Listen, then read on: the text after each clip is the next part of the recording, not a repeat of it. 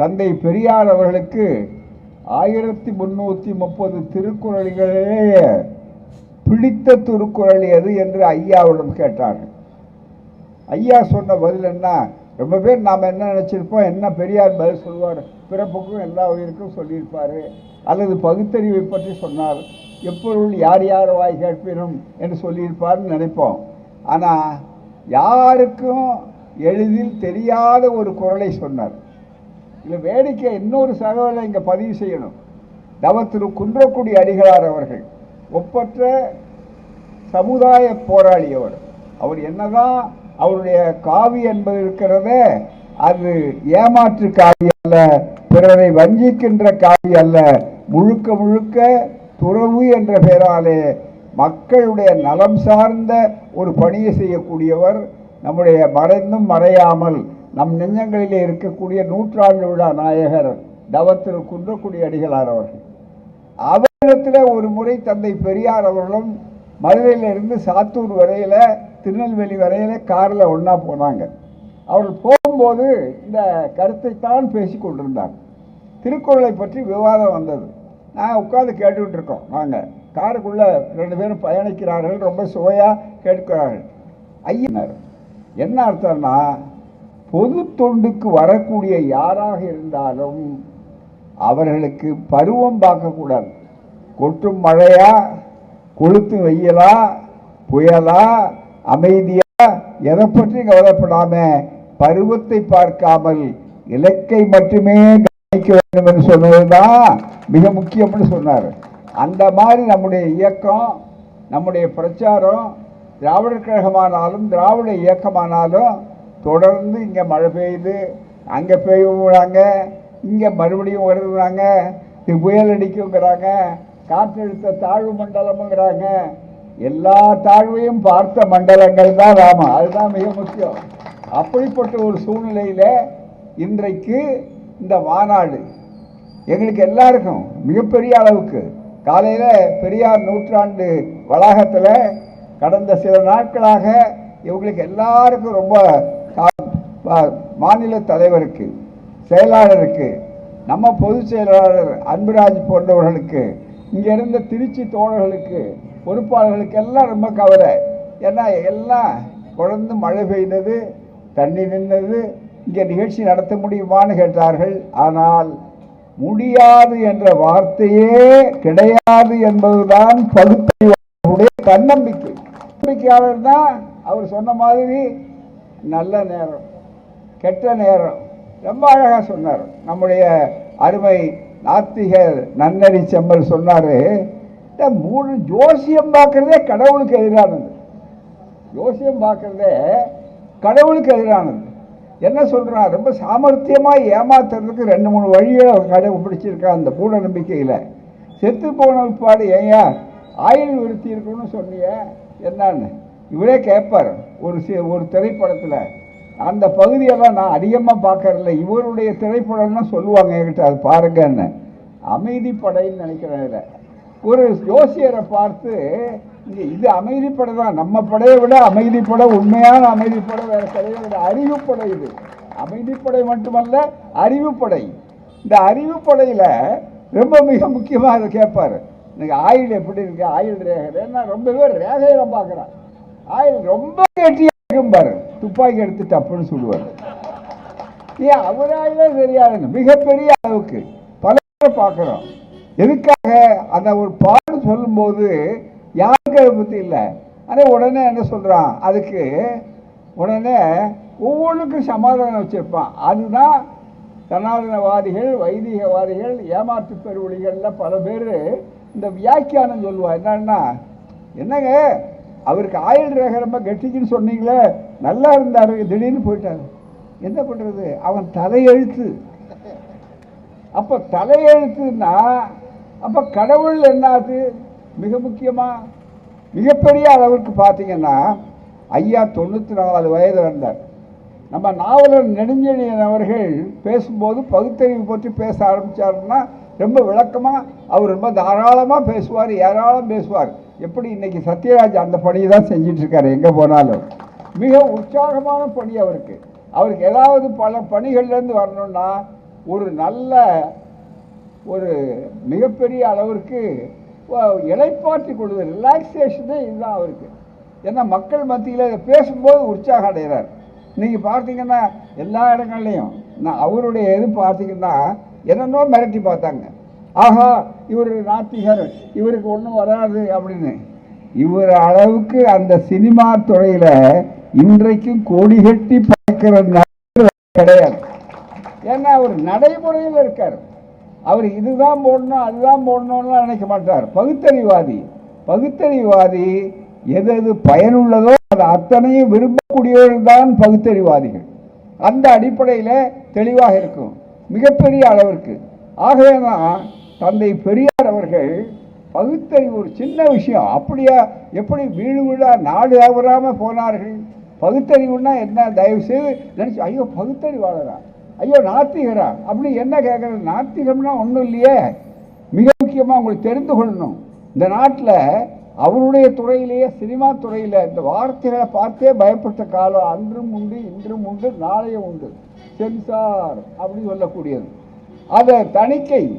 அதில் வரும்போது அண்ணா ஒரு படம் எழுதினார், சொர்க்கவாசல்னு அதுக்கு தலைப்பு கொடுத்தார். ஸ்ரீரங்கத்தை நினச்சிக்காதீங்க, அதுதான் மிக முக்கியம். உடனே நினச்ச உடனே சொர்க்கவாசல் அதில் நடிப்பிசை புலவர் கே.ஆர். ராமசாமி பாடுவார். அதுக்கு உடுமலை நாராயண கவி, அவர் பகுத்தறிவாளர். உடனே பாட்டு எழுதினார், ஆத்திகம் எது நாத்திகம் எது. அது மிகப்பெரிய ஆத்திக நன்றாக அறிந்து கொள்வீரே மக்கள் புரிந்து கொள்வீரேன்னு அது ஆரம்பம் போராமை. உடனே அதெல்லாம் கூடாது. எங்கே இதை சொல்லக்கூடிய இந்த தத்துவங்கிறது ஒரு சாதாரணம் ஒரு அறிவுபூர்வமான கருத்து சுதந்திரம். இப்போ இன்னைக்கு இருக்கோம், எங்களுக்கும் நம்பிக்கைவாதிகளுக்கும் என்ன வேறுபாடு? பகுத்தறிவாளர்கள், நாத்திகர்கள், சுதந்திர சிந்தனையாளர்கள், மனித நேயக்காரர்கள் ஆகிய எங்களுக்கும் நம்பிக்கையாளர்களாக இருக்கக்கூடிய ஆஸ்திக அன்பர்களுக்கும் அல்லது சனாதனம் பேசக்கூடிய அந்த மக்களுக்கும் என்ன வேறுபாடுன்னா, நம்பு நம்பு நம்பு இல்லைன்னா நரகம் அப்படின்னு சொல்லி மிரட்டுறான். என் தந்தை பெரியாரும் நாத்திகமும் பகுத்தறிவாளர்களும் எங்களை போன்ற நண்பர்களும் நாங்கள் என்ன பேசுகிறோம்? நம்பாதே நம்பாதே நம்பாதே கேள்வி கேட்கிறோம். தந்தை பெரியார் அதுதான் சொல்லுவார். தந்தை பெரியார் அவர்கள் இன்றைய இளைய தலைமுறை தெரிந்து கொள்ளணும். 3 மணி நேரம் பேசுவார். பேசி முடிக்கும் போது தொடங்கும் போது சொல்லுவார், நான் சொல்கிற கருத்தை நீங்கள் ஏற்கணும்னு அவசியம் இல்லை, கேளுங்க, இந்த கருத்து சரியா அப்படின்னு கேளுங்க அப்படின்னு சொல்லிட்டு 2 கருத்துக்களை 2 வார்த்தையில் தன்னுடைய இயக்கத்தை அடக்கினார். இப்படி ஒரு தலைவரை, இப்படி ஒரு பகுத்தறிவு சிந்தனையாளரை, பகுத்தறிவு பகலவன் அதனால தான் சொல்கிறோம் தந்தை பெரியார் அவர்களை பகுத்தறிவு பகலவன். அவருடைய கருத்தை இன்னைக்கு உலகம் பூரா ஏற்கு. தொண்டு செய்து பழுத்த பழம் தூயதாடி மார்பில் விழும் மண்டை சுரப்பை உலகு தொழும் மனக்குகையில் சிறுத்தை எழும் அவர்தான் பார் என்று சொன்னார்களே, அவருடைய சிந்தனையை இன்றைக்கு உலகம் ஏற்றுக்கொண்டிருக்கிறது மிகப்பெரிய அளவில். அப்படிப்பட்ட தந்தை பெரியார் அவர்கள் ஆறுமையாக கேட்டது வேற, நம்பாதே, அதுதான் மிக முக்கியம். ஒரு கல்லூரியில் பேசுகிறார், குடியாத்த நாங்கள போய் கூட இருக்கோம், ஐயா பேச்சை எழுதிட்டு இருக்கோம். எடுத்த உடனே சொன்னார், நீங்கள் யார் சொல்கிறதையும் நம்பாதீங்க பிள்ளைகளே, இளைஞர்களே, மாணவர்களே, நீங்கள் நான் சொல்கிறத கேளுங்க, நம்புன்னு சொல்ல மாட்டேன், நம்பாதே என்று சொன்னார். இந்த நாடே நம்பி நம்பி காரணம் இல்லாமல் நம்பித்தான் வந்தது. கேள்வி இங்கே சொன்னார் பாருங்க, இங்கே பகுத்தறிவாளர் கழகத்துக்கு ஒரு அடையாளம் என்ன கொடுத்துருக்காங்க? இந்த பேனா கொடுத்துருக்கல பார்த்தீங்கன்னா கேள்விக்குறி, அவ்வளோதான். இந்த கேள்விக்குறிங்கிறதுக்கு சரியானபடி பகுத்தறிவை பயன்படுத்துவதற்குரிய அடையாளம் இதோ அரசியல் சட்டம். இந்த அரசியல் சட்டத்தில் 51A என்று சொல்லும்போது ஒவ்வொரு குடிமகனுக்கும் அடிப்படை கடமை உண்டு, அடிப்படை உரிமை உண்டு தான். அதுக்கு மேலே ஃபண்டமெண்டல் ரைட்ஸ் என்று நம்முடைய வழக்கறிஞர்கள், சட்டம் படித்தவர்கள் பல பேர் நினைவில் வைத்துக் கொண்டிருக்கிறார்களே தவிர, அரசியல் சட்டத்தில் நடுவில் நெருக்கடி காலத்தில் எத்தனையோ தொல்லைகள் இருந்தது. ஆனால் அதில் ஒரு பெரிய மகிழ்ச்சிகரமான ஒரு வேலை, பெரிய பாலைவனத்தில் ஒரு சோலையை பார்க்குற மாதிரி ஒரு நல்ல வாய்ப்பு என்னன்னா, 51A என்பது அரசியல் சட்டத்தில் உள்ளே புகுத்தப்பட்டது. It shall be the duty of every citizen of India. ஒவ்வொரு குடிமகனுடைய கடமை என்னன்னா மிகப்பெரிய அளவிற்கு டு டெவலப் சயின்டிஃபிக் டெம்பர், அறிவியல் மனப்பான்மை, அதே போல ஸ்பிரிட் ஆஃப் என்கொயரி, எதை எடுத்தாலும் கேள்வி கேட்கிற மனப்பான்மை, spirit of enquiry and reform, சீர்திருத்தம், அண்ட் ஹியூமனிசம், மனித நேயம், இது அத்தனை இருக்குன்னு. இது அத்தனையும் செய்யக்கூடிய ஒரு இயக்கம் இருக்கிறது என்றால் அதுதான் திராவிடர் இயக்கம், அதுதான் இந்த பகுத்தறிவு இயக்கம். நியாயமாக கேட்டால் அரசாங்கங்கள் எங்களை பாராட்டணும், பாராட்ட வேண்டாம், தொல்லை கொடுக்காம இருந்தால் போதாதா? மிகப்பெரிய அளவுக்கு நினைச்சு பார்க்கணும். எங்களுக்காக நண்பர்களே, உங்களுக்காக இந்த கேள்வி இதெல்லாம் எப்படி வந்து இன்னைக்கு இவ்வளவு சங்கைகளை அனுபவிக்கிறீங்களே? நாங்கள் என்ன நாத்திகம்னா கேள்வி கேட்கறது, அவ்வளவுதான், தவிர ஒன்றும் இல்லை. பெரியார் பேசிட்டு இருக்கிறப்ப ஐயா பேசுறார் அந்த கல்லூரியில் எழுதி, ஒரு மாணவன் நான் சொல்றதை நம்பாதீங்க, யார் சொல்றதையும் நம்பாதீங்கன்னாரு. உடனே டக்குன்னு அந்த மாணவன் ஒருத்தர் துணிச்சா ஒரு எழுந்திரிச்சு கேட்டார், ஒருத்தர் பூராம, ஐயா நீங்கள் சொல்கிறத நம்புறதா இல்லையான்னாரு. நான் சொல்கிறதையும் நம்பாதே, இப்படி சொன்ன தலைவரை நீங்கள் பார்க்க முடியாது. பின்ன என்ன அப்படி கேட்டால், உன் அறிவு என்ன சொல்லுதோ சிந்திச்சு பார், இந்த அறிவுக்கு வேலை கொடு, அதுதான் மிக முக்கியம். சுயமரியாதை இயக்கம் என்று ஆரம்பித்த நேரத்தில் அதுக்கு வேறொரு பேர் ஏதாவது சொல்லணும்னா தந்தை பெரியார் சொல்கிறார், அறிவு விடுதலை இயக்கம். அதுக்கு அறிவு விடுதலை, அறிவை தலை போட்டு கட்டி வச்சிருக்கான். அறிவை சுதந்திரம் கொடு, சுதந்திரத்துக்கு ஸ்பிரிட் ஆஃப் என்கொயரி, கேள்விகள், ஆய்வு செய் அப்படின்னு நினைக்கிறான். அதுதான் மிக முக்கியம். இன்றைக்கு அறிவியலுக்கு அடிப்படை இந்த 3-4 நூற்றாண்டுகள் தான் 21ஆம் நூற்றாண்டு. வளர்ச்சி அடைஞ்சிக்கிட்டே இருக்குங்களே, மிக முக்கியமா. அதுவும் சாதாரண வளர்ச்சியா நீங்கள் நினைத்து பார்க்கணும். எல்லாரும் கையில் செல்ஃபோன் வச்சுருக்கீங்க. செல்ஃபோன் என்ன, 33 கோடி தேவர்களில் ஒரு பயலுக்காவது செல்ஃபோன்னு தெரியுமா யாருக்காவது? 48 ரிஷிகளுக்கு தெரியுமா? மாரியாத்தாளுக்கு கூழ் ஊத்துனா கூட வீடியோ வந்துருச்சான்னு மாரியாத்தா கேட்குறா. மாரியாத்தா கேட்குறா இல்லையா, தர்மகர்த்தா கேட்குறார். அதுதான் மிக முக்கியம். இன்றைக்கு எப்படி முடிஞ்சது? இது என்ன 10 அவதாரம் எடுத்தார். நெடுஞ்செழியன் தான் சொல்லுவார் நல்ல அழகா, 10 அவதாரமும் சுற்றி சுற்றி நம்ம ஊர்லேயே எடுத்தாரு தவிர, ஒன்று ரஷ்யாவில், இன்னொன்று அமெரிக்காவில், இன்னொன்று வேற ஒரு நாட்டில் எடுக்கலையா? ஏன் எடுக்கலை? அங்கெல்லாம் எடுக்க முடியாது. மிக முக்கியமாக அது மட்டுமல்ல, ஐயா கேட்டார் ரொம்ப அழகாக, பகுத்தறிவு சிந்தனையை எளிய முறையிலே மக்களுக்கு விளக்கக்கூடிய தலைவர் தந்தை பெரியார் அவர்கள்.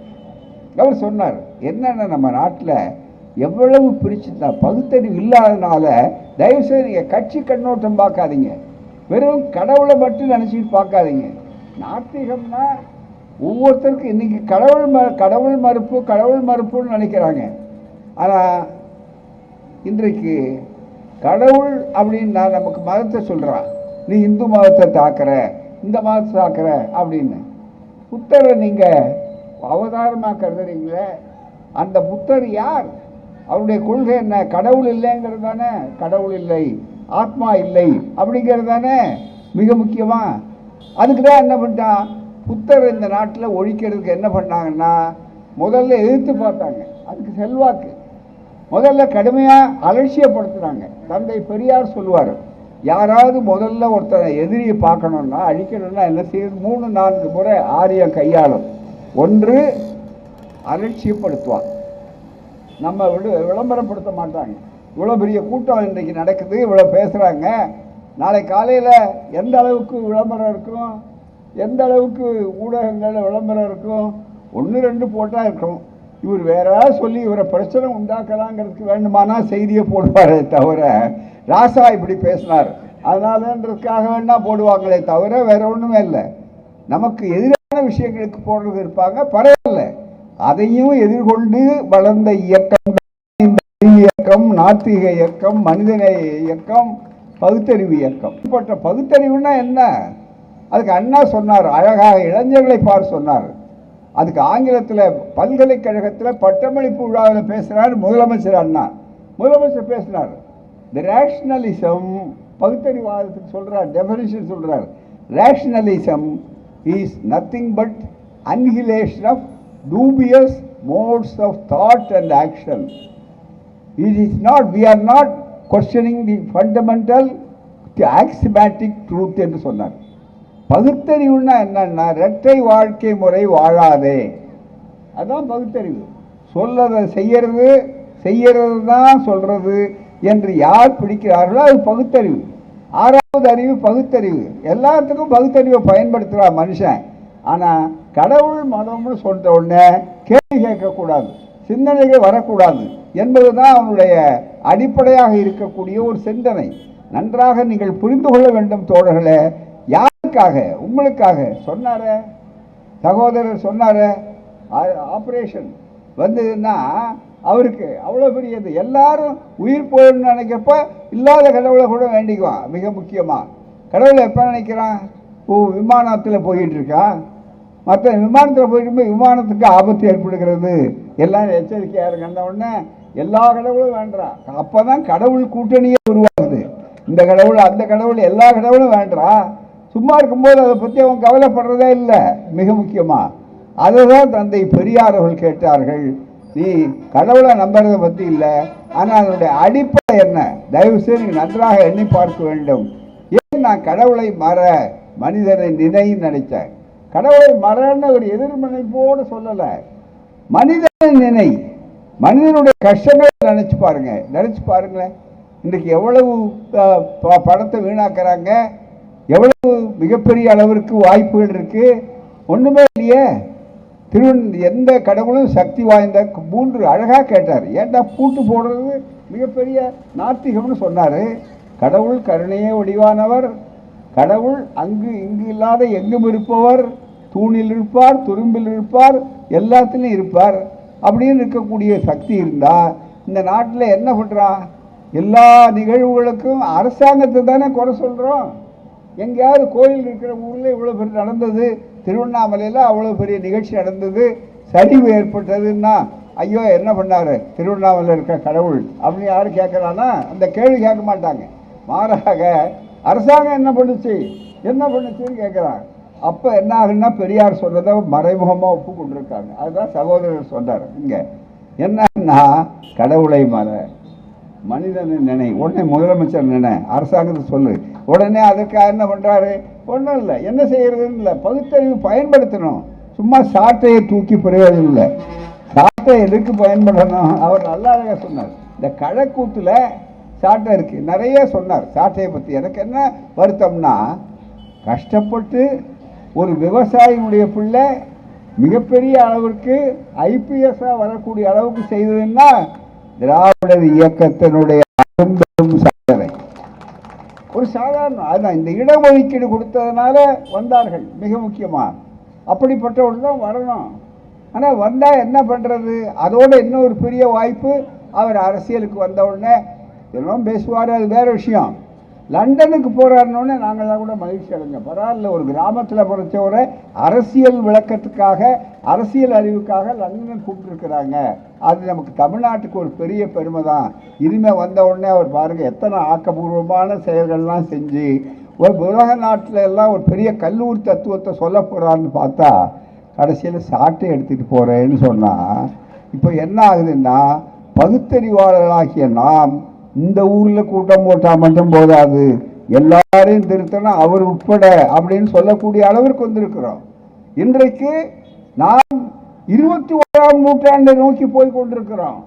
நீங்கள் நம்ம தோழர்கள் செல்ஃபோன் வாங்கும்போது கூட என்ன சொல்கிறாங்க? ஓ இது 2Gங்க, கூடுமானவரில் 5G வந்தாச்சு, இப்போ 5G வந்தாச்சுங்கிறான். என்ன இவருக்கு நாம் இன்னொன்று அறிவு நாணயத்தோடு ஒரு தெளிவாக பதில் சொல்லணும்னா, நாம் செல்ஃபோன் வாங்குகிறோம். அந்த செல்ஃபோனில் எத்தனை ஐட்டம் இருக்குது? யாராவது முழுமையாக அத்தனை ஐட்டத்தையும் புரிஞ்சவங்க யாராவது செல்ஃபோனில் 100க்கு 100 யாராவது இருக்கிறாங்களா? அத்தனை பேரும் அவர்கள் அதை பயன்படுத்துகிறாங்களா? ஒன்றும் கிடையாது, நமக்கே தெரியாது. யாராவது நம்ம இளைஞர்கள் இருக்காங்க பாருங்க, நம்ம பேர பிள்ளைகள், இதுதான் நமக்கு குபர குருபர்கள் அவர்கள்லாம். அவங்க தான் நமக்கு வழிகாட்டணும். நான் அந்த காலத்தில் எங்கள் காலத்துலன்னெல்லாம் பெருமை பேச முடியாது. இப்போ பார்த்தீங்கன்னா வீட்டில் தாத்தா சந்தேகம் வந்ததுன்னா நம்ம என்ன பண்ணுறோம்? நீங்கள் தொலைக்காட்சி பார்த்துக்கிட்டே இருக்கீங்க, அங்கே மாற மாட்டேங்குது, அவங்க ரிமோட் வேலை செய்யலை. அப்போ உடனே என்ன பண்ணுவோம், நாம் போட்டு உழட்டிக்கிட்டு இருப்போம். பூராம பேரை புள்ள வருவான், கொள்ளு பேரை வருவான். அங்கேருந்து வந்த உடனே ஏன் சும்மா என்ன என்ன வேணும் உங்களுக்கு? இல்லைப்பா இது வரல, அவ்வளோதானே, உங்களை கொடுங்க, ஒரு நிமிஷம் தீர்ந்து போச்சு. யாரு? மூணாவது தலைமுறை 3G. அதுதான் மிக முக்கியம். அது காட்டுற அளவுக்கு அறிவு வந்தாச்சு. இது என்ன? இது மிகப்பெரிய அளவு பகுத்தறிவு தானே. அது மட்டுமல்ல, கண்டுபிடிச்சார் முதல்ல. இதோ பேசுகிறேன் ஒலிபெருக்கி. இந்த ஒலிபெருக்கி பகுத்தறிவுடைய பயன், பகுத்தறிவுன்னா வெறும் கடவுள் மறுப்பு மட்டுமல்ல. பகுத்தறிவுன்னா உங்களுக்கு கசப்பு உண்டாக்குறதில்லை. பகுத்தறிவுன்னா யார் மனதையும் புண்படுத்துவதில்லை, உங்களை பண்படுத்துவதற்காக, புதியதோர் உலகம் செய்வதற்காக. நண்பர்களே, பெரியாருக்கு எல்லோரும் கடமைப்பட்டிருக்கிறோம். பகுத்தறிவாளர் கழகத்துக்கு நாம் மிகப்பெரிய அளவிற்கு நினைத்து பார்க்க வேண்டும். மிகப்பெரிய மாற்றங்களை இந்த நாட்டில் செய்கிறோம். ஒரு 100 வருஷத்துக்கு முன்னால, 100 வருஷம் கூட வேண்டாம், 80 வருஷத்துக்கு முன்னால பெரிய அளவுக்கு உங்களுக்கு தெரிய ஒரு உதாரணம் இளைஞர்களுக்கு தெரியணும். சென்னையில் இந்திய இருப்பு 1938 பெரிய கூட்டம் கடற்கரையில் நடக்கும். 10,000 கணக்கில் கடற்கரை மணலில் அங்கே இருப்பாங்க. அப்போ ஒரு கேள்வி கேட்டோம், ஐயாவையே இந்த கேள்வி கேட்டோம். அதான் வேடிக்கிறாங்க. ஐயா, ஒலிபெருக்கிங்கிறது பாருங்க, இந்த ஒலிபெருக்கி இது நாங்கள்லாம் மாணவர்களாக இருந்து ஒரு 60-70 ஆண்டுகளுக்கு முன்னால் ஈரோட்டில் பயிற்சி பெற்றுட்டு மாவட்டம் பூரா எங்களை அனுப்புவார். பூராமே ஐயா பிரித்து அனுப்பி கோடை விடுமுறையில் போய் பிரச்சாரம் பண்ணுங்க அப்படின்னு.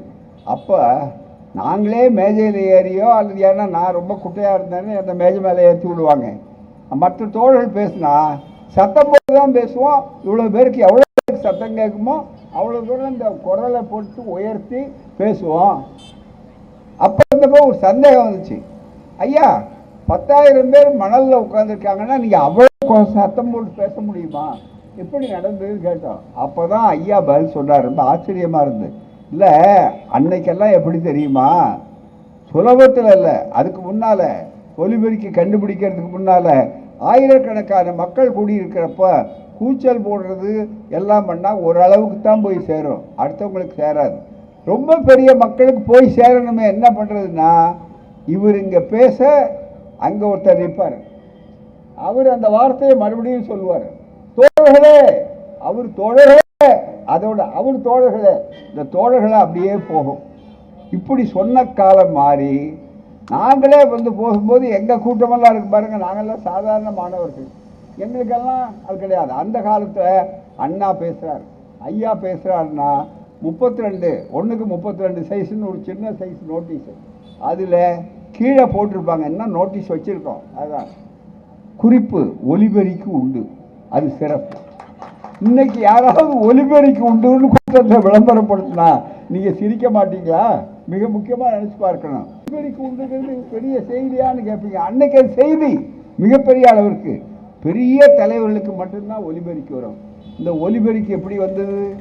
ஒலி வந்த உடனே எல்லாருக்கும் அங்கே இருக்கிறவர் கேட்குறது மிக முக்கியமாக. அது மட்டுமல்ல, ஒலிபெருக்கிலே ஒரு விசேஷம் என்னன்னா, கடவுள் இல்லை, கடவுள் இல்லை, கடவுள் இல்லைன்னு நான் சொல்கிறேன்னு வச்சுக்கோங்க. உதாரணத்துக்காக சொன்ன உடனே தூணிலும் இருப்பார் துரும்பிலும் இருப்பார்னா சும்மா இருப்பார் அவர்?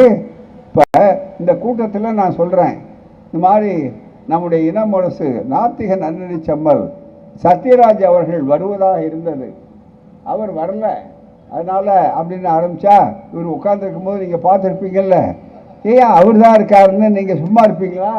ஏற்றுக்கொள்வீங்களா? அதை விட அவர் சும்மா இருப்பாரா? ஏன் நான் தான் பக்கத்தில் உட்காந்துருக்கேன், நான் இல்லை எப்படி சொல்லுவேன்னு கேட்பாரா இல்லையா? சாதாரண அறிவுபடுத்த சத்யராஜுக்கே அந்த உணர்வு இருக்கும்போது சர்வமும் தந்த கடவுள் என்ன சொல்லணும்? இந்த ஒலிபெருக்கில் கடவுள் இல்லைன்னு ஒருத்தன் சொன்னான்னா, இருக்கிறேன் இருக்கிறேன் இருக்கிறேன்னு சொன்னான்னா நீ கடவுளை நம்பு, அதுதானே மிக முக்கியம். உன் கடவுள் என்ன சொல்லணும்? இடிக்கணும் இடிக்கணும். ஒரு சாதாரண மனிதனுக்கு மறுப்பு சொல்லக்கூடிய அறிவு இருக்கும்போது சகலமும் அவரே, அவரின்றி ஒரு அணுவும் அசையாது, அவர் வந்து ஒரு அணுவும் அசையாது இருக்கும்போது உன் கடவுள் என்ன? இப்போ மனுஷனுடைய சிந்தனை எண்ணி பாருங்க. அப்போ பகுத்தறிவு, உதாரணத்துக்கு சொல்கிறேன், இது முடித்த உடனே அடுத்தபடியாக பகுத்தறிவு என்னன்னு கேட்டாக்கா இதை பார்த்தா வளர்ச்சி, அதுதான் மிக முக்கியம். கொஸ்டினிங் மிக முக்கியம். ஸ்பீட் ஆஃப் என்கொயரி, ஆராய்ச்சி, அதை கேட்கணும்னு சொல்கிறாரு பாருங்க. அந்த உடனே யோசனை பண்ணார். சரி, ஆடியோ ஒலி இதை பெருக்குது. இந்த ஒலியோட வேற ஊரில் வராத கேட்குறாரு பாருங்க. அவர் கொஞ்சம் இந்த காட்சி எப்படி இருக்கும், எப்படி சத்யராஜ் உட்கார்ந்துருப்பார், எப்படி வீரமணி அமர்ந்திருப்பார், எப்படி மற்ற ராசா இருந்திருப்பார், இவங்கெல்லாம் எப்படி இருக்குன்னா அப்படியே ஒரு காட்சியாக இருந்தால் நல்லா இருக்குமே அப்படின்னு நினச்ச உடனே அவர் என்ன செய்வார், அதை யோசித்தாங்க. உடனே வீடியோ கண்டுபிடிச்சிட்டாங்க. இப்போ வீடியோ எடுக்கிறாங்க. இதெல்லாம் வரிசையாக வச்சுருக்காங்க. எப்போ வேணாலும் அந்த வீடியோ காட்டும். அது மட்டுமல்ல, ஐயர் மந்திரம் சொல்லும்போது இந்திரன் சாட்சியாக, அரந்தரி சாட்சியாக, அம்மி சாட்சியாக பாரு. கோர்ட்டுக்கு எந்த சாட்சியும் வராது. அதில் குறிப்பாக அக்னி சாட்சியாகன்னு வேற சொல்லுவார். அக்னி கோர்ட்டுக்கு வந்தால் என்ன ஆகும், ஃபயர் சர்வீஸும் சேர்த்து வந்தாங்க. அதுதான் மிக முக்கியம். ஆகவே அந்த சாட்சியெல்லாம் இருக்காது இப்போ. ஆனால் வீடியோ சாட்சியாகன்னா சுப்ரீம் கோர்ட்டே சொல்லிடுச்சு, ஒத்துக்கணும். அதுதான் மிக முக்கியம். இது யார் கண்டுபிடிச்சது? பகுத்தறிவின் பயன் அல்லவா, மனிதர்களுக்கு பயன்படுறோமே. கோவிட் இன்னைக்கு 4-5 வருஷத்துக்குள்ளே இன்னும் அது பயன் இருக்கு, பயப்படுறோம். அந்த கோவிட்னால இறந்தவங்க எவ்வளோ பேர், மிகப்பெரிய அளவுக்கு. அது எப்படி கண்டுபிடிச்சாங்க? கைதட்டுனா கோவில் போயிடுமா? சில பேர் சொன்னாங்க கைதட்டுங்கன்னு. இன்னும் சில பேர் இருக்காங்க சனாதனவாதிகள், அப்படி சத்தம் போடல. சத்தம் போட்ட உடனே பயந்து போகல, மாறா அதுக்கு மேல ஊசி போட்ட உடனே. அதுதான் பகுத்தறிவு. எனவே ஊசி வேண்டது. அதுதான் கேட்டார் பெரியார் ஐயா. அவரை அழைச்சி தஞ்சாவூர்ல மெடிக்கல் காலேஜ், இந்த தஞ்சாவூர் மெடிக்கல் காலேஜில் வரும்போது ஐயாவுக்கு டாக்டர்கள், இளம் டாக்டர்கள் பூரா வரவேற்பு கொடுக்குறாங்க. நாங்கள்லாம் போயிருக்கோம் மணிக்கவன். ஐயா எப்படி ஆரம்பித்தார் தெரியுங்களா? அவருடைய பகுத்தறிவுடைய சிந்தனையை நினச்சி இயக்கணும். எல்லாரும் உட்கார்ந்துருக்காங்க, பெரிய பெரிய டாக்டர்ஸு, அந்த மருத்துவத்துறை தலைவர்கள் எல்லாம் உட்கார்ந்துருக்காங்க. தஞ்சாவூர் மெடிக்கல் காலேஜில் ஹவுஸ் சர்ஜன்ஸ் முடிச்சுட்டு பயிற்சி பெறக்கூடிய டாக்டர்கள் இருக்காங்க. தோழர்களேன்னு ஆரம்பிக்கிறார் முதல்ல. தோழர்களே, மருத்துவ நண்பர்களே, உங்களை எல்லாம் இப்படி பார்க்குறப்ப எனக்கு ரொம்ப மகிழ்ச்சியாக இருக்குது அப்படின்னு ஆரம்பித்த உடனே சொல்கிறாரு, நான் ஏதோ பெரிய தொண்டாற்றிட்டேன், அந்த தொண்டாற்றி வர்றேன் அப்படின்னு இங்கே எனக்கு முன்னால் எல்லாரும் என்னை பாராட்டினாங்க. ஐயா சொல்கிறார், பாராட்டினாங்க, நான் ஒன்றும் செய்யலை. நீங்கள் எப்படி கடவுளுக்கு எதிரிகளோ அதே மாதிரி நானும் இந்த கடவுள் எதிரியாக தான் செய்கிறேன். அதனால தான் உங்களை பின்பற்றி தான் நான் செய்கிறேன். கடவுள் நோய் கொடுக்குறாரு, நீங்கள் கடவுளுக்கு குணப்படுத்துறீங்க. ஆகவே தான் அந்த பணி நீங்க செய்யறதுனால உங்களுக்கு பார்த்து உங்க பின்னால நான் வர்றேன். எவ்வளவு அழகா, எவ்வளவு சிறப்பா சொன்னார். அது மட்டுமே இல்லை, மிக முக்கியமா உடனே அடுத்த நாள் அடுத்த பகுதியிலேயே திறந்த வழி சிறைச்சாலை அதுக்கு அழைச்சிட்டு போய் காட்டினாங்க. பாருங்க, இவங்களை கூட்டுறது இல்லை, எல்லாம் ஆயுள் கைதிகள் எப்படி இருக்காங்கன்னு. அப்போ பார்த்துட்டு, ஓஹோ நல்லா இருக்கீங்களா அப்படின்னு கேட்டு அந்த நகர்ந்தார். உடனே சிறை அதிகாரிகள்லாம் இருந்தாங்க, ஒரு 3000 பேர் பக்கத்துலேயே இருந்தாங்க. அப்போ தான் ஓப்பன் ஏர் ஜெயில் சிஸ்டம்னு திறந்த வழி சிறைச்சாலை இருந்தது. திறந்த வழி சிறைச்சாலை இருந்த உடனே ஐயா ஐயான்னு சத்தம் போட்டாங்க. யார்? அந்த ஆயுள் கைதிகள் அங்கே இருந்தவங்க. என்னான்னு கேட்டார். ஐயா கேட்டார், என்ன அப்படின்னாரு. இல்லையா, எங்களுக்கு ஏதாவது அறிவுரை சொல்லுங்க, எங்ககிட்ட கொஞ்சம் பேசிட்டு போங்க ஐயா, ஆசையாக இருக்குது உங்கள் பேச்சை கேட்கணுன்னு அப்படின்னு சத்தம் போடுறாங்க அங்கேருந்து. உடனே ஐயா சொன்னார், வேற ஒன்றும் இல்லை, நான் ஒரே கேள்வி தான் உங்கள்கிட்ட கேட்க போகிறேன்னு அவங்கள கேள்வி கேட்குறாரு. ஐயா என்ன சொன்னார்னா, உங்களுக்கு யார் யாருக்கெல்லாம் கடவுள் நம்பிக்கை இல்லை கை தூக்குங்கன்னாரு. ஒருத்தரும் கை தூக்கலை. கடவுள் நம்பிக்கை இல்லாதவர்கள். யாருக்கெல்லாம் கடவுள் நம்பிக்கை இருக்குது கை தூக்குன்னு அவ்வளோ பேரும் தூக்குறாங்க. உங்கள் கடவுள் நம்பிக்கை உங்களை காப்பாற்றுச்சா, ஏன் இப்படி ஜெயிலுக்கு வந்தீங்கன்னு கேட்டார். அதுதான் மிக முக்கியம், யோசனை பண்ணுங்க. ரொம்ப வார்த்தை. ஐயா வேற ஒன்றுமே சொல்றது இல்லை. மிக முக்கியமா அவருடைய கேள்விகள் இருக்கு பாருங்க, இந்த கொங்கு நாட்டு பாஷையில் இவங்களுக்கெல்லாம் தெரியும். அவருடைய மொழி மக்கள் மொழியில் கேட்பார். விலைக்கு வந்துக்கிட்டே இருப்போம். உடனே ஒரு உதாரணம் சொன்னார்னா கூட நினைச்சு நம்முடைய கேட்பாளர்கள் நினைப்பாங்க, இளைஞர்கள் தெரிந்து கொண்டோம். ஏதோ ஒன்று பேசிக்கிட்டே வந்தார். ஏண்டா ஏன்பா அவர் கேட்குறாரு. ஐயா பேசும்போது, கல்யாணம் ஆகாதவனை பார்த்து பொண்ணு பார்க்க சொன்னா அவன் உனக்கு பார்ப்பானா தனக்கு பார்ப்பான்னு கேட்டார். கல்யாணம் ஆகாதவனை பார்த்து பொண்ணு பார்க்க சொன்னா அவன் உனக்கு பார்ப்பானா தனக்கு பார்ப்பானான்னாரு. மிக மிகப்பெரிய அளவுக்கு. அந்த மாதிரி ஐயாவுடைய சிந்தனைகள் என்பது யாரையும் புண்படுத்துவதற்கு அல்ல, நினைச்சு பார்க்கணும், சிந்திக்கணும். மிக முக்கியமாக அப்படிப்பட்ட ஒரு அற்புதமான ஒரு மனிதநேய தலைவர். நாங்கள் இந்த இயக்கம் மக்கள் திருந்தணும். ஏன் ஜாதி ஜாதி ஜாதின்னு இந்த மக்கள் பாடுபட்டுருக்காங்க. வைக்கத்தில் சொன்னார்களே, வைக்கத்தை பற்றி சொன்னார் அன்னைக்கு. என்னன்னு இன்னைக்கு வைக்கம் அதே அரசாங்கம், 2 அரசாங்கங்கள் இன்னைக்கு சேர்த்தது திராவிட ஆட்சி இன்றைக்கு முதல்வருடைய தலைமையில நடந்து கொண்டிருக்கிற காரணத்தால் வைக்கத்தில் வெற்றி விழா மிகப்பெரிய அளவுக்கு நடந்த போது நடந்தது. ஆனால் நினைத்து பார்க்க வேண்டும், கடவுள் நம்பிக்கை மற்றவங்க சொன்னா அதுக்காக தந்தை பெரியார் அவர்கள் வற்புறுத்தி சொன்னதில்லை, அவங்களே விட்டு சிந்திக்கணும், அதுக்கு வேண்டிய ஏற்பாடுகள் பண்ணணுங்கிறதுக்கு ஒரே ஒரு சம்பவத்தை மட்டும் வைக்கத்தில் எப்படி. வைக்கம் போராட்டம் வெறும் மற்றவர்களுக்காக அல்ல, ஒன்று நன்றாக நீங்கள் நினைத்து பார்க்க வேண்டும். வைக்கத்தில் மிக முக்கியமான அளவிற்கு ஒரு சம்பவம், மகளிர் பெண்கள் இந்திய முறையாக ஐயா அவர் சொன்ன மாதிரி விலங்குகளை பூட்டி இதெல்லாம் வைத்திருந்தார்கள். அவர் சொன்னார் ராசா இறந்து போனார், ராஜாவே இறந்து போனார், அதுதான் மிக முக்கியம். அப்படிப்பட்ட அதையெல்லாம் அவர் சாக்கிறார். அந்த மக்கள் அப்படி இருக்கும்போது ஐயா உள்ள சிறைச்சாலையில் இருந்தபோது அந்த இயக்கம் நின்று விடவில்லை. மற்றவர்களை சிறைச்சாலைக்கு அனுப்பினோடனே இந்த இயக்கம் உள்ளூர்காரர்கள் அழிந்து நிறுத்தி இன்று நின்று போய்விடும், அழிந்துவிடும், அடக்கி விட்டோம் நினைத்தார்கள். பெரியார் இங்கு சென்றதன் மூலமாக நடந்தது. பெரியாரை கைது பண்ணி விட்டாங்க. முதல்ல சாதாரண 1 மாத தண்டனை, அடுத்தது 4 மாத கடுங்காவல். அப்ப வெளியேற்ற பாடு உடனே சென்னைக்கு போறார். சென்னைக்கு போன உடனே மறுபடியும் இவர் கேரளாவுக்கு, ஏன்னா அங்க ஒரு பழைய வழக்கை தூசி தட்டி எடுத்து 124 ராஜ துரோக வழக்கு அப்படின்னு சொல்லக்கூடிய அளவிற்கு வழக்கை போட்டு மிகப்பெரிய அளவிற்கு கூப்பிட்ட நேரத்தில் கைது பண்றாங்க. எங்க மீண்டும் அந்த நேரத்தில் கூட அதுக்கு பிறகு அந்த இயக்கம் தொய்வடையவில்லை. இந்த இயக்கம் பகுத்தறிவாளர்களாக இருக்கிற காரணத்தால், கடவுளை மனிதனை நினை என்றிருக்கிற காரணத்தால் என்ன நடந்தது என்பதை ஒன்றே தெரியப்படுத்திக் கொள்ளணும்.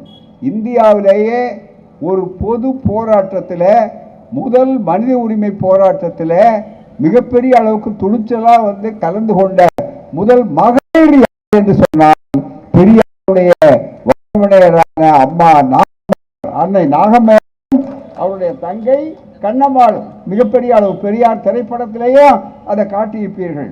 அப்போ ஒரு சம்பவம், அதை மட்டும் சொல்றேன், ஏன்னா நிறைய சொல்லலாம், அது தேவையில்லை. இந்த வைக்கம் வெற்றி என்பது எப்படியெல்லாம் நடந்தது. எப்போ 100 ஆண்டுகளுக்கு முன்னாலே பெண்கள் வெளியே வரக்கூடாது, பெண்கள் கட்டுப்பட்டியாக வீட்டுக்குள்ள இருக்கணும், பெண்கள் சுதந்திரமாக சிந்திக்க கூடாது.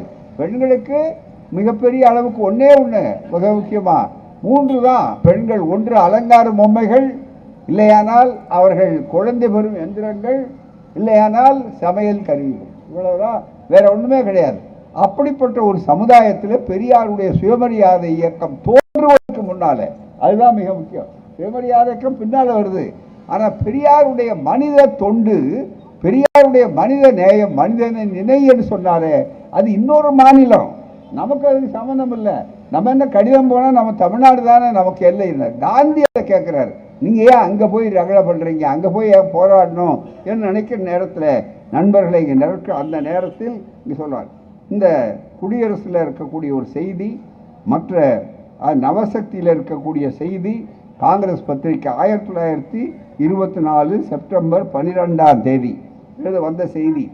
வைக்கம் சத்தியாகிரகத்தின் மூலமாய் அடைந்த தண்டனையிலிருந்து ஈவே ராமசாமி நாயக்கர் விடுதலையாகி தமிழ்நாட்டுக்கு வந்தவுடன் மறுபடியும் வைக்கம் போகாமல் இருப்பதற்காக வேண்டி ஒரு பிராமண மெம்பரையும் ஒரு பிராமண அட்வொகேட் ஜெனரலையும் கொண்ட கவர்மெண்ட் 8-9 மாதங்களுக்கு முன்னால் 1924 மார்ச் பேசிய பழைய குப்பைகளை ஆதாரமாக வைத்து ராஜ துரோகம் மூலிய கேஸ் எடுத்து அதன் மூலமாக கைதியாக்கி கொண்டு போனார்கள்.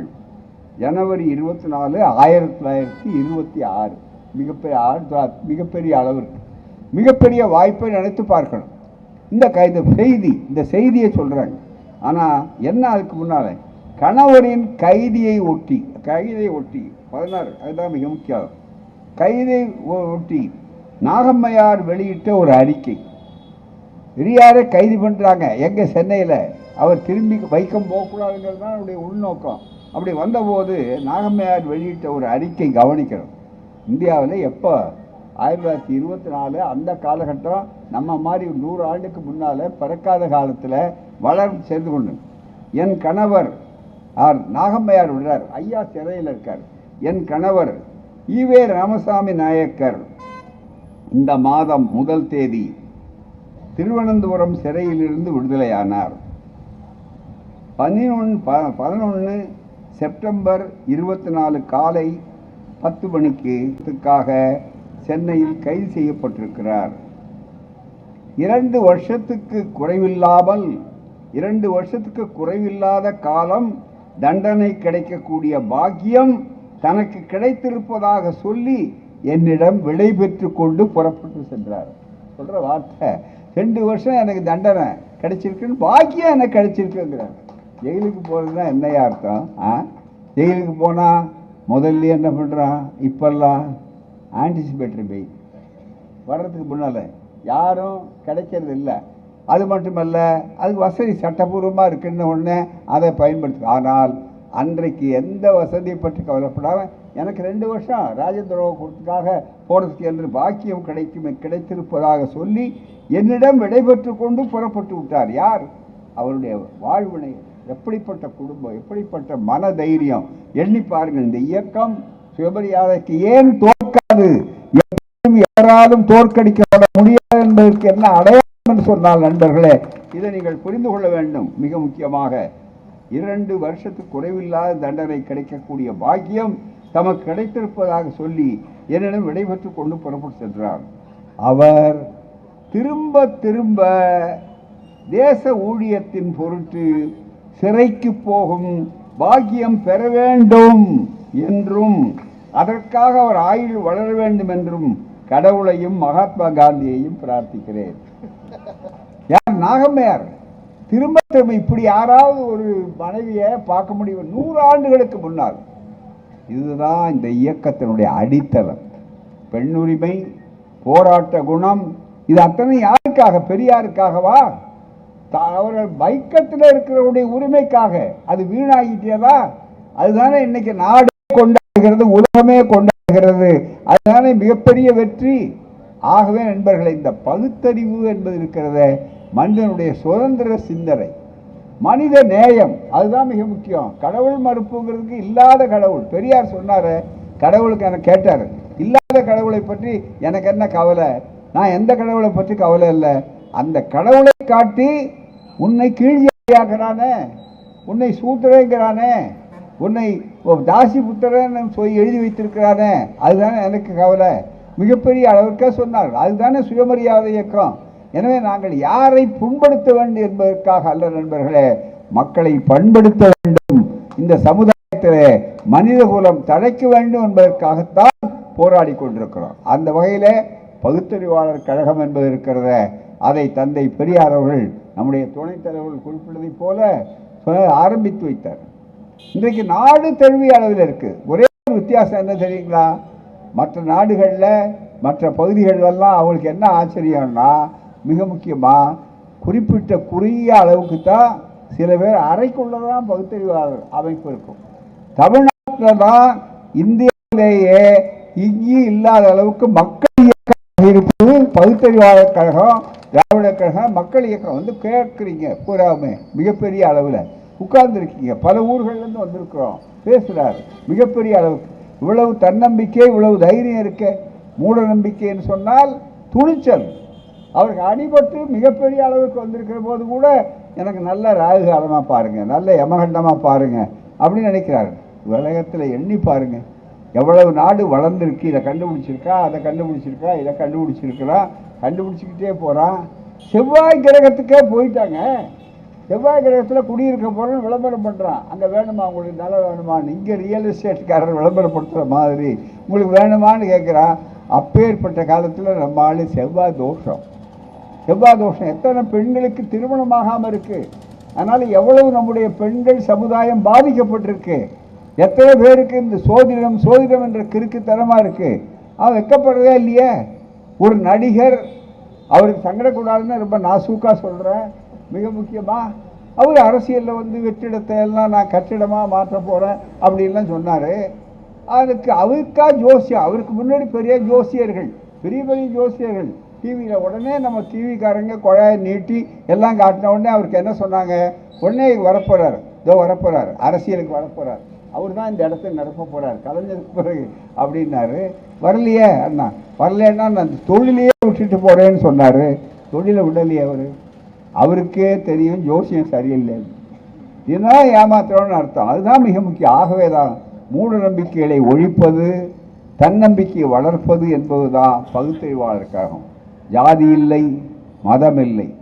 ஏன் கடவுளை நம்புகிறோம் அப்படின்னா, அந்த கடவுளை காட்டித்தான் நீ ஒரு கடவுள் அவன் தலையில் பிறந்தான், இன்னொருத்தன் தோளில், இன்னொருத்தன் தொடையில், இன்னொருத்தன் காலில்னு சொல்லி இதை மாற்றவே முடியாதுன்னு சொன்னால் அந்த கடவுளை நாம் ஏற்க முடியுமா? அதை ஒப்புக்கொள்ள முடியுமா? ஒப்புக்கொண்டால் நமக்கு சுதந்திர சமத்துவம் கிடைக்குமா என்பதுதான் கேள்வி. ஆகவே நண்பர்களே, இவ்வளவு சிறப்பான நிகழ்ச்சி ஏற்பாடு செய்து மழையும் ஒத்துழைத்து ஓரளவுக்கு நீங்களும் பல ஊர்களிலிருந்து வந்திருக்கக்கூடிய, பல மாநிலங்களில் வந்திருக்கக்கூடிய உங்களுக்கும் எல்லோருக்கும் நன்றி செலுத்தி, ஒப்பற்ற முறையிலே நம்முடைய பகுத்தறிவாளர் கழக தலைவர் தமிழ்ச்செல்வன், மோகன், தோழர்கள், இந்த தோழர்கள் அத்தனை பேரும் பாடுபட்டீர்கள். கடவுள் செயல்தான் கொடை பிடிக்கிறது, கடவுளுக்கு எதிரான செயல்தான். இன்னும் வேகமாக ஐயா பேசினார். சொல்லணும்னு நினச்ச மழை நாள் நிறுத்தியாச்சு இல்லைன்னா முகச்சவரம் செய்யறதே நாத்திகம் ஐயா. முகச்சவரம் கடவுள் பார்த்து முளைக்க வைக்கிறா, நீயே அதை போட்டு சிறைக்கிற அப்படின்னு கேட்டார்.